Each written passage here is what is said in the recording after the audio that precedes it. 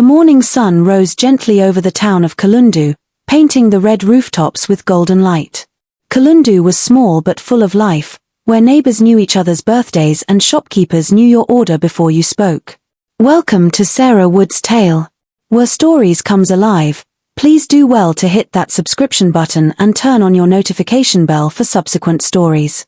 Amanda stood in her little garden, watering the hibiscus flowers that bloomed along the fence. She was tall, soft-spoken, and always wore a kind smile. Her laughter could calm a crying baby. Her husband, Timothy, was the town's beloved teacher, smart, patient, and deeply in love with Amanda. They were the couple everyone admired.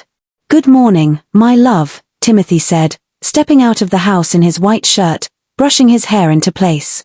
"The flowers are smiling at you today." Amanda laughed, wiping her hands on her apron. "They better. I talk to them more than I talk to you." Timothy walked over and gave her a quick kiss on the forehead. "Well, don't forget to say a few kind words to me too."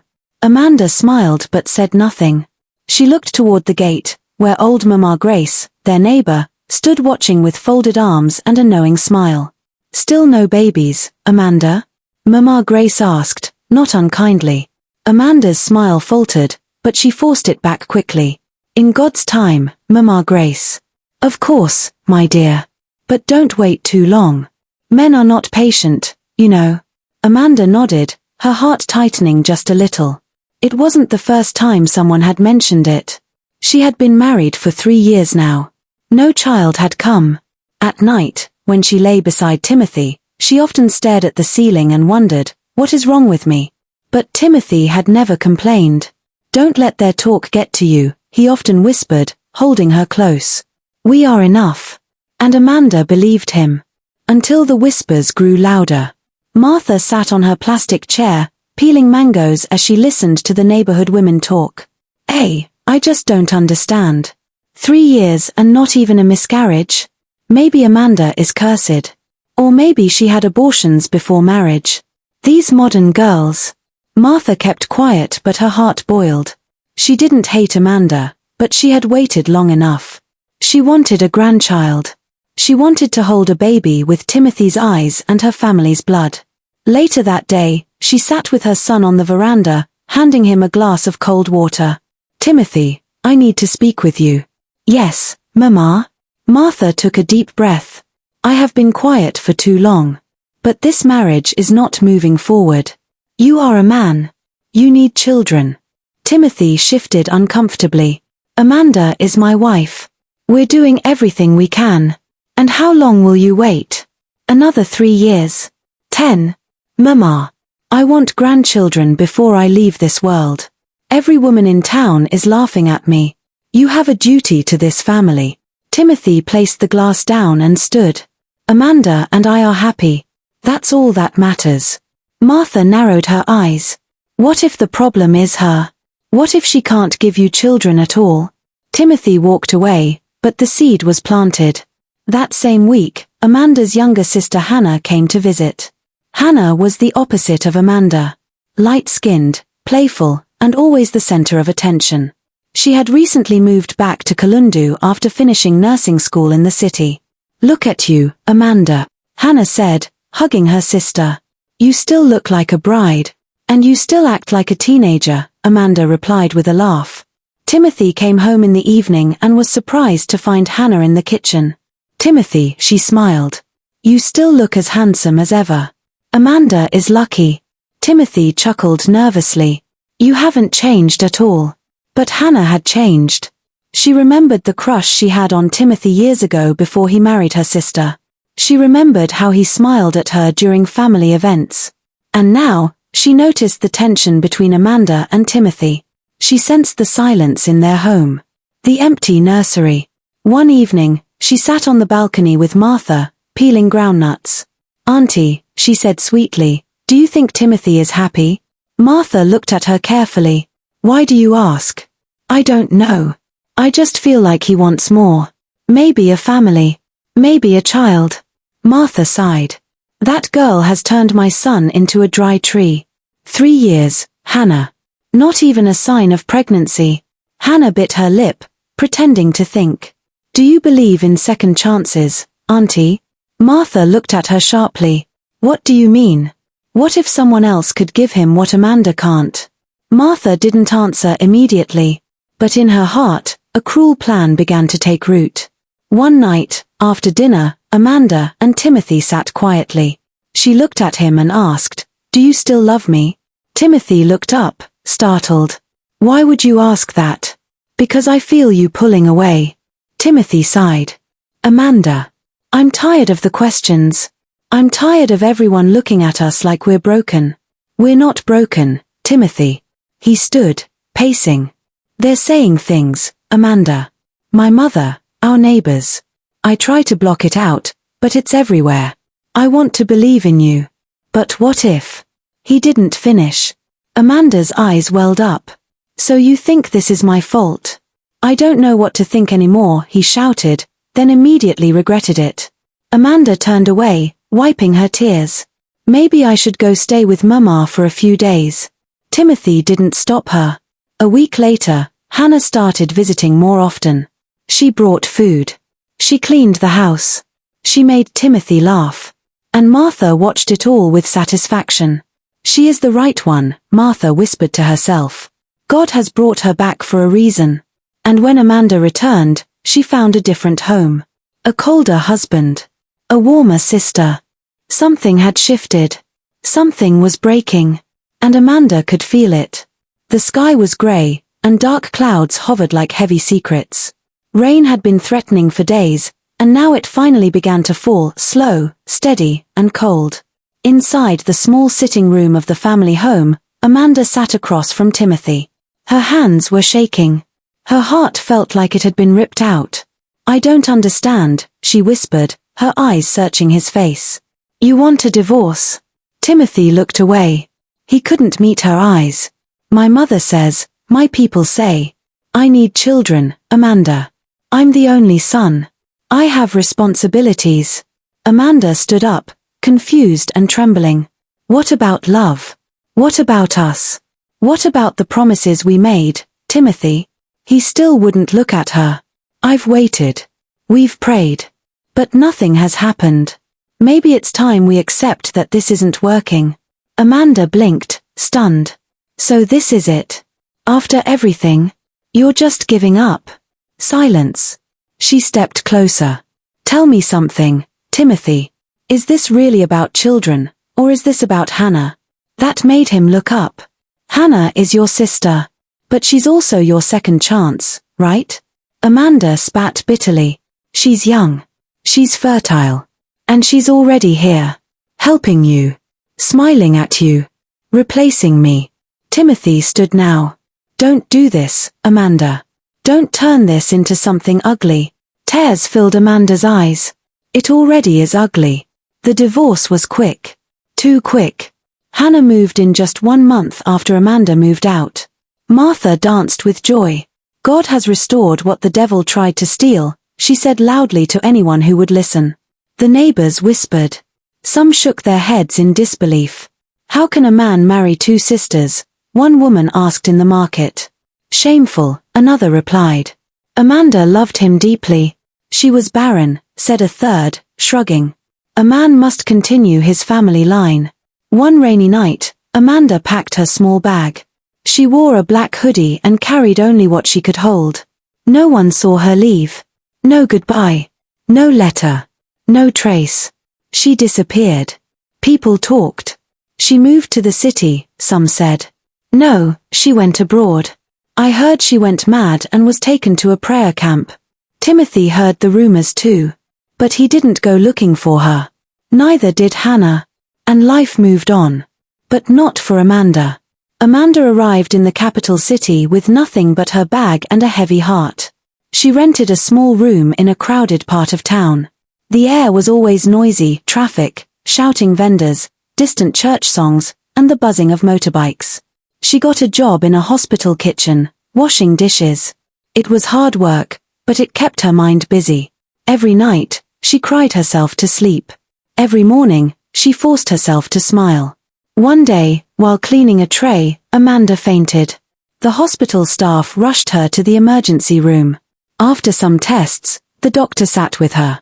You have a small growth in your uterus, he explained gently. It could be causing fertility issues. Amanda's heart stopped. I was told I couldn't have children. Did they do a proper scan? I don't know. The doctor frowned. I think there's been a mistake. You're not infertile. You had a small fibroid, very treatable. Amanda felt like the air had left the room. You mean, if it's removed, I can have children?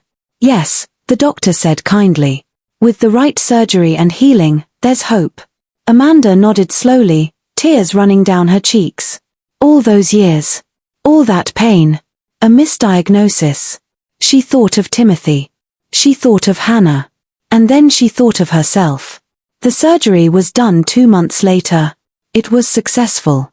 Amanda stayed in the city, healed slowly, and started to live again. She got promoted at work, saved her money, and rented a better apartment. She didn't tell anyone about the surgery. Not even her mother. Not even her childhood best friend. She wanted this journey to be hers. Just hers. 2 years later, Amanda visited a fertility clinic. I froze some embryos before my divorce, she told the doctor. I want to try. The doctor smiled. You're in good health. Let's begin the process. It was not easy. There were injections. Hormonal changes. Fear. But Amanda held on. She prayed every day. She whispered to herself, this time, I will not break. And then one day, she stood in the bathroom, holding a test in her hands. Positive. She was pregnant. Tears rolled down her cheeks as she sank to the floor. Thank you, God, she whispered. Thank you. 6 months later, during a scan, the nurse looked surprised. Miss Amanda, did you know you're carrying 3 babies? Amanda gasped. 3. Yes. Triplets. Amanda laughed and cried at the same time. 3, she repeated. My God, you gave me 3. The pregnancy was hard. Her body ached. Her back hurt. She couldn't sleep. But her heart was full. She gave birth in a private hospital, 3 healthy boys, each with soft brown eyes and curly black hair. When the nurse placed them in her arms, Amanda felt something she had never felt before. Wholeness. Purpose. Joy. She named them. Elijah, for strength. Ethan, for faith. Emmanuel, for God with us. She didn't call Timothy. She didn't call anyone. She raised her boys alone. She worked night shifts, attended mother groups, and slept during the day with babies in her arms. People called her the miracle woman in her neighborhood. They didn't know her story. But one day, the story would find them. And when it did, it would shake everything. The house was quiet. Too quiet. Timothy sat in the living room staring at the television, but his mind wasn't there. The volume was low, and the screen flickered with a movie he wasn't watching. Hannah walked in and stood silently behind him. Her arms were folded, her face tired. You didn't eat your food, she said, breaking the silence. I wasn't hungry, Timothy replied without turning his head. You're never hungry anymore, Hannah said bitterly. Timothy sighed. He leaned forward and rubbed his forehead. Please, Hannah. Not today. Why not today? What's special about today? Her voice rose. Is it Amanda's birthday or something? Timothy stood up. Don't start. I will start. Hannah snapped. I'm tired, Timothy. Tired of this silence. Tired of pretending. Tired of being second choice. Timothy turned and looked at her. His face was worn out. His eyes looked older than his age. I didn't force you to marry me, she said, tears forming in her eyes. I thought if I loved you enough, you would love me too. Timothy didn't speak. The truth was too heavy. But no, Hannah continued. You never loved me. You married me because your mother said so. Because Amanda couldn't give you children. And now look at us. 5 years. Nothing. No child. No joy. Just cold air and empty beds. I didn't know it would turn out like this, Timothy said quietly. You miss her, Hannah whispered. Yes, Timothy replied without hesitation. Every day. Hannah stepped back like he had slapped her. At least you're honest. She sat on the couch and buried her face in her hands. I hate this life, Timothy. I hate what we did to her. Timothy sat beside her, but there was no comfort between them. Outside, Martha stood at the door, listening to everything. Her heart felt heavy. Her eyes were wet. She had pushed Timothy to leave Amanda. She had encouraged Hannah. Now, her son was broken, her daughter-in-law was bitter, and her dreams of bouncing grandchildren on her lap had turned to ashes. That night, Timothy went to bed early. But he couldn't sleep. The guilt was too loud. He thought of Amanda, her smile, her laughter, her kindness. Where was she? Was she happy? Did she ever forgive him? He closed his eyes, but her face haunted him. Sunday morning.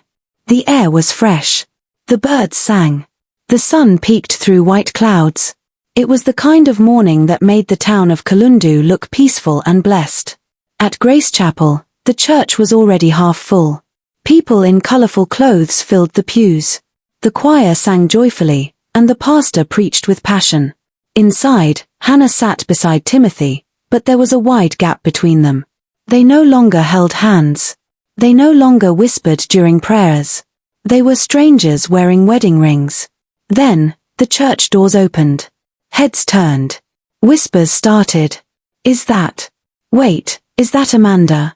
Amanda walked in slowly, dressed in a simple white gown that flowed like river water. Her skin glowed. Her hair was long and natural. Her eyes, calm but powerful. But what shocked everyone wasn't just her return. It was the 3 boys walking beside her. Triplets. Same eyes. Same curly hair. Same strong faces. Holding hands. People gasped. Someone dropped their Bible. Hannah turned slowly, and when she saw Amanda and the boys, her eyes rolled back. She fainted. A loud scream followed as the women rushed to help her. Timothy stood frozen. His heart pounded in his chest. He stared at Amanda. He stared at the boys. And something inside him cracked. Amanda didn't say a word. She just walked calmly to an empty seat at the back. Her boys followed, sitting quietly like angels. The service could not continue normally after that. Everyone was distracted. People kept turning to look at Amanda. The pastor stuttered through the sermon. The choir sang off-key. And even the ushers kept peeking. After the final prayer, the crowd rushed outside. They waited. They whispered. She came back like a queen. Look at her boys. My goodness. Where has she been all these years? I heard she went abroad. No. I heard she went mad and was healed by a prophet. I think the boys are Timothy's. Amanda stepped outside slowly, holding her son's hands. The sun hit her face, making her look like something out of a dream. Then came the voice. Amanda. She turned. It was Martha. Her voice shook. Amanda, my daughter. Amanda's eyes met hers. Calm. Steady. I wronged you, Martha said, tears streaming down her cheeks. I chased you away. I thought you were cursed. But I was wrong. I see that now. Amanda looked at her quietly, then spoke gently. I was never cursed, Mama Martha. I was wounded. By you. By your words. By your son. But God healed me. Martha knelt on the ground. Please. Forgive me. Amanda helped her up. I forgave you a long time ago. But I will never forget.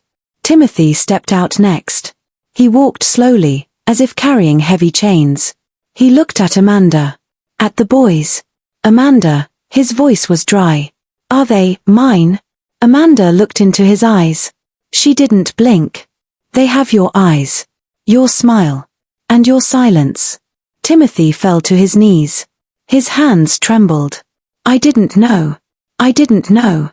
You didn't want to know, Amanda replied softly. You listened to others. You chose comfort over truth. He looked up at her. Can I talk to them? Not yet, she said. They don't know who you are. They only know I love them. That's enough for now. The crowd around them was silent. A baby cried in the distance.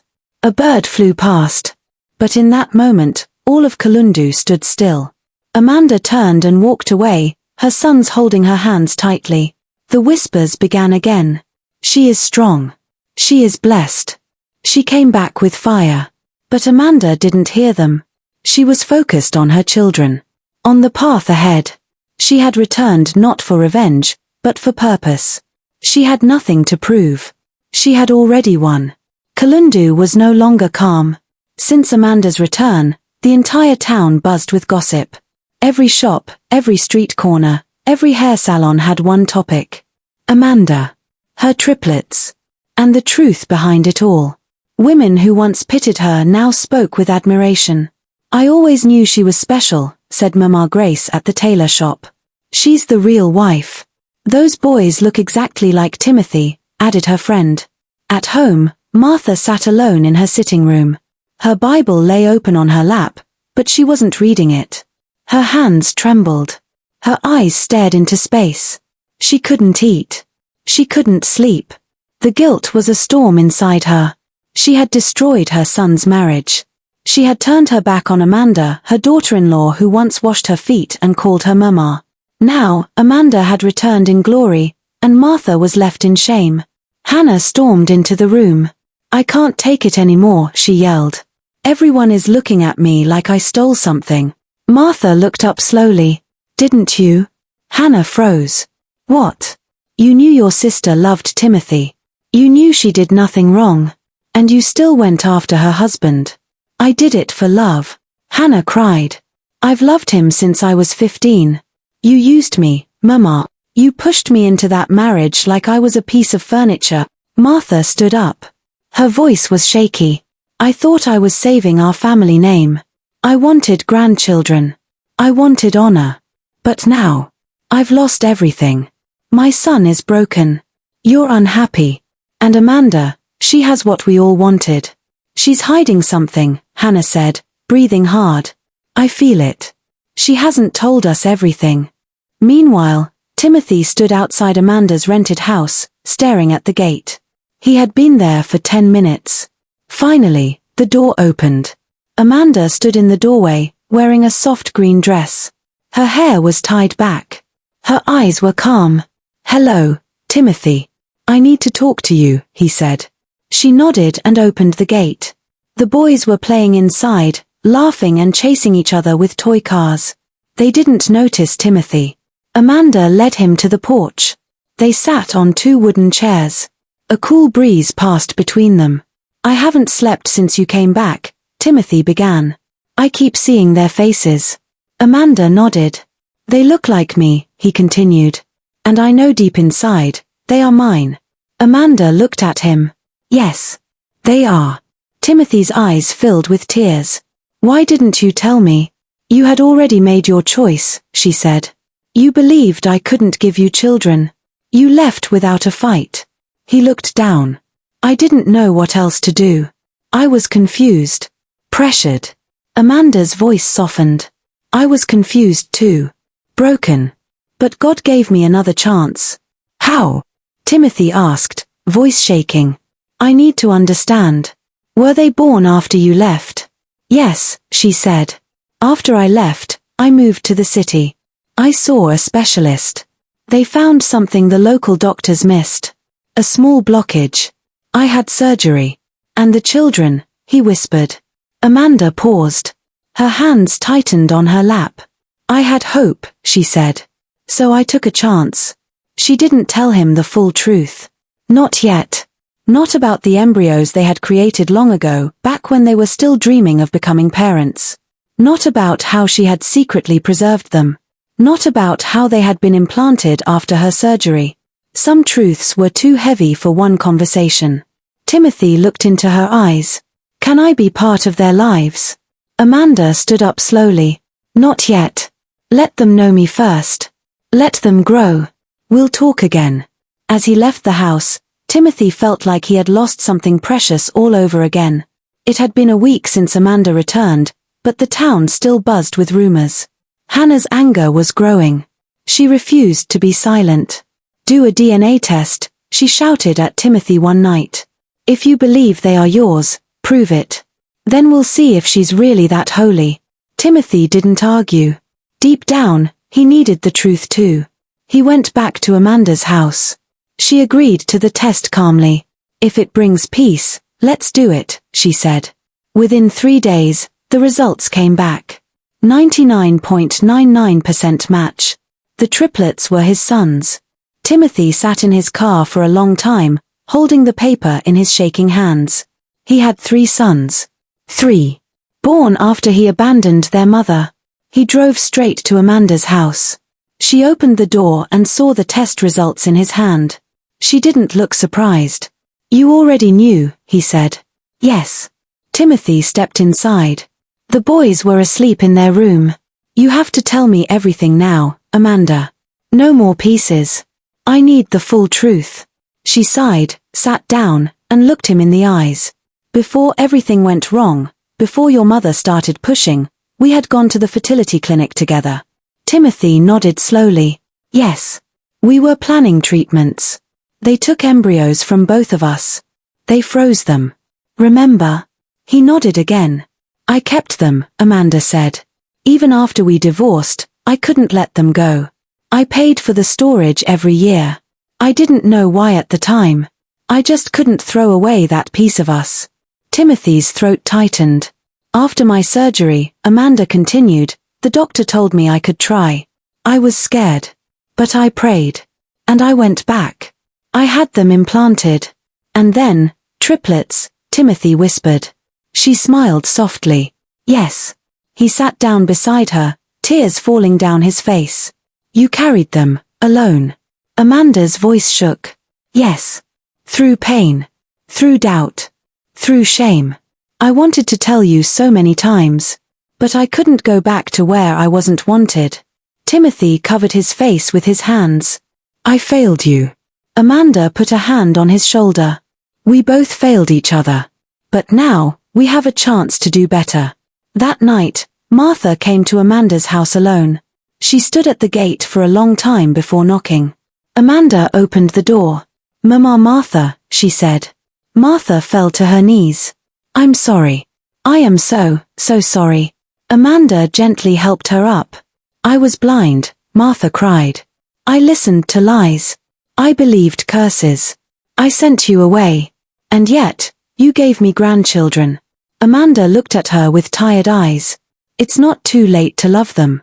But don't ever hurt them with your fear again. I won't, Martha sobbed. Please, let me be part of their lives. Let me be their grandmother. Amanda paused. Come back tomorrow. We'll start slow. Hannah was not calm. She paced her room, gripping the curtains tightly. The embryos, she shouted. Frozen all this time? And now she has what I never could.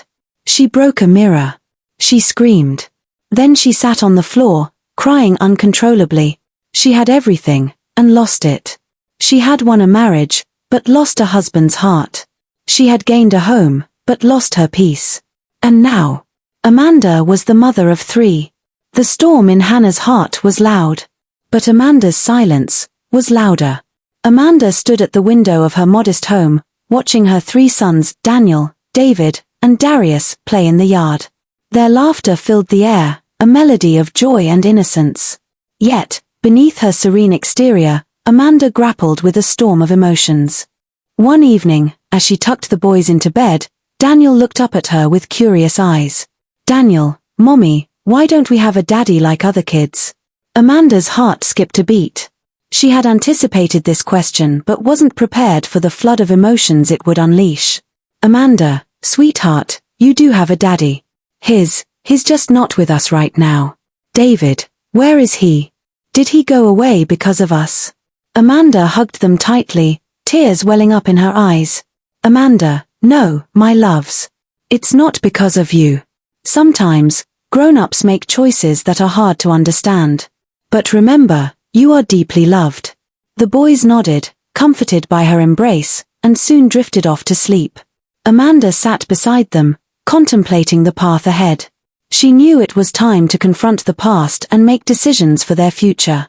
Determined to provide her children with a sense of belonging, Amanda decided to meet Timothy. She found him at the local community center, helping with a youth program. Amanda, Timothy, can we talk? He looked up, surprised but nodded. Timothy, of course. Let's find a quiet place. They sat on a bench under a large tree, the afternoon sun casting dappled shadows around them. Amanda, the boys have started asking about their father. They deserve to know you. Timothy, I've missed so much. I want to be part of their lives, if you'll allow it. Amanda studied his face, searching for sincerity. Amanda, they need to know their father, but I need to protect them from pain. This isn't about us anymore, it's about them. Timothy, I understand. I won't let them down. Amanda nodded, a silent agreement forming between them. In the following weeks, Timothy began visiting the boys, gradually building a relationship. Amanda watched as her sons' faces lit up during these visits, a mix of joy and curiosity. Inspired by her journey, Amanda decided to channel her experiences into helping others. She opened a daycare center for single mothers, a haven where children could play and learn while their mothers worked or pursued education. At the opening ceremony, Amanda addressed the gathered crowd. Amanda, this center is more than a building, it's a symbol of hope and resilience. It's a place where mothers and children can find support and community. The audience applauded, many moved by her words. As the sun set, casting a golden hue over the center, Amanda stood at the doorway, watching children play and mothers connect. She felt a sense of peace, knowing that her pain had been transformed into purpose. Thank you for watching. Please don't forget to hit the like button, comment, and subscribe to get more interesting stories like this.